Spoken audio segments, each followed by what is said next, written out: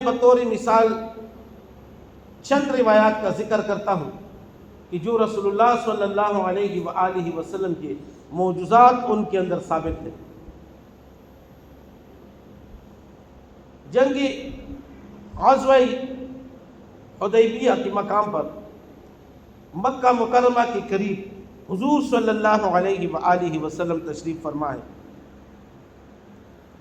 اور حضور صلی اللہ علیہ وآلہ وسلم کے ساتھ 1500 صحابہ بھی تشریف فرما ہے۔ لہذا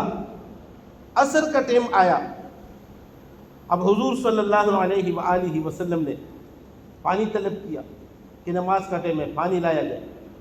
تو صحابہ کرام نے عرض کیا، یا رسول اللہ صلی اللہ علیہ وآلہ وسلم، پانی کسی کے پاس نہیں ہے، پانی ختم ہو گیا، پانی نہیں ہے۔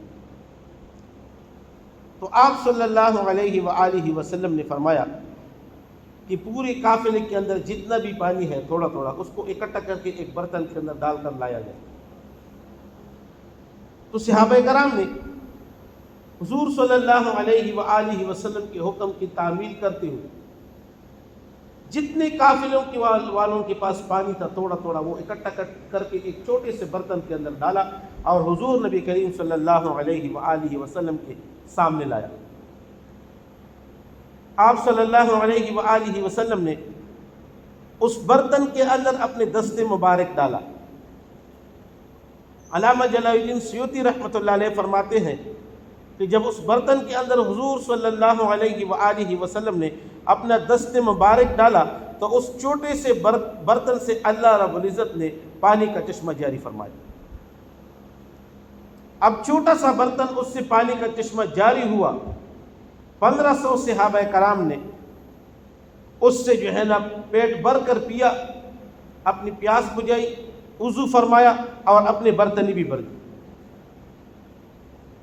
تو اسی 1500 صحابہ کرام کے اندر حضرت جابر رضی اللہ تعالیٰ عنہ بھی تھے۔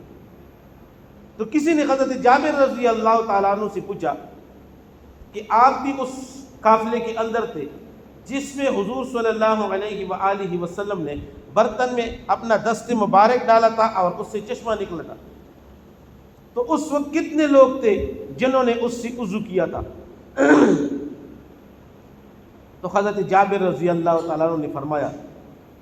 کہ 1500 صحابہ تھے جنہوں نے اس سے وضو فرمایا، اس کو پیا، اس سے برتنیں بھر دی۔ لیکن میں قسم کھا کے کہتا ہوں کہ اگر یہ 1,00,000 صحابہ بھی ہوتے تو وہ برکت والا پانی، وہ معجزے برکت والا پانی کبھی بھی ختم نہ ہو، اور رحمت والا وہ برکت والا پانی کبھی بھی ختم نہ ہو۔ تو یہ حضور صلی اللہ علیہ وآلہ وسلم کا معجزہ تھا کہ چھوٹے سے برتن میں تھوڑا سا پانی ہے، آپ صلی اللہ